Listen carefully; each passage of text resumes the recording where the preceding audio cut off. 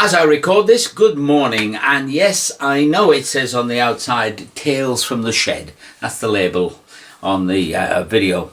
But believe me, it is very cold out there, and even for you, I am not going to suffer. I can prove it's cold. Have a look at this.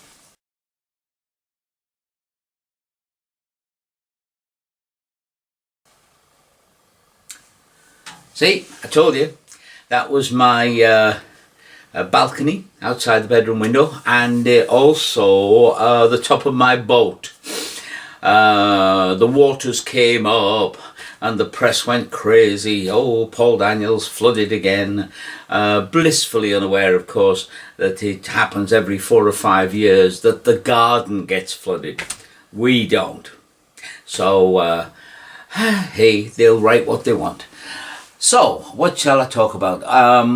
Got a funny old joke this morning. It was apparently somebody's got a load of their chiropractor magazines for sale.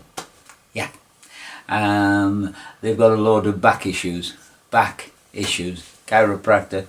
I didn't get it at first either, but that came from Martin Duffy, who used to be a good friend of mine till he sent that joke. Last night I was looking at something and I was thinking, as I do, I contemplate everything, you know. I was thinking about something I read a long time ago that said if plastic had been invented first and we'd all grown up with plastic glasses and plastic mugs and all that jazz, it would have been very, very hard to sell the concept of glass. Because it breaks, you can cut yourself, you drop it, it smashes, plastic bounces, that kind of thing. And I was listening to somebody going on and on and on, as they do, about books. Don't get me wrong, I like books. But they were saying that, oh, I would never have an e-reader. Well, I've heard that so many times, except when people try them, they like them.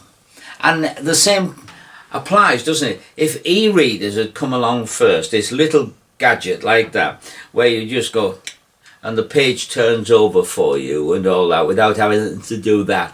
And wouldn't it have been interesting if they'd been invented first? Would somebody have been able to convince us to have these big chunky books? This little slim thing, I've got a few thousand books in that. You know, and it just fills no space. In fact, I don't need a shelf. As opposed to all this big, chunky, glossy paper. Oh yes, but they're lovely, aren't they? Well, the funny thing is, of course, e-books are getting lovelier as well. Now they're getting colours and all the pictures.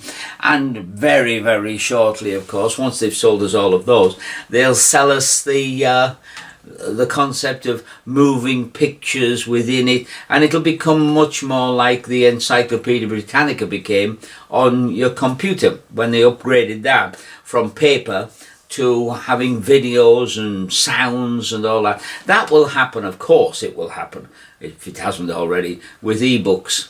So it was just me, just thinking, and yes, you can argue, and don't forget, I love books, I've got thousands of books. But suddenly I'm starting to think, hey, you can get too hung up on what you grew up with, you know? So I don't like magic being presented on TV where it is edited to make it magic, you know, so which I think is a case of special effects and not the art of conjuring that I love. But hey, maybe I'm wrong. You've always got to accept the fact that you might be wrong and try to see it from the other guy's side. And if you don't agree with him, just don't agree with him, but still like the guy.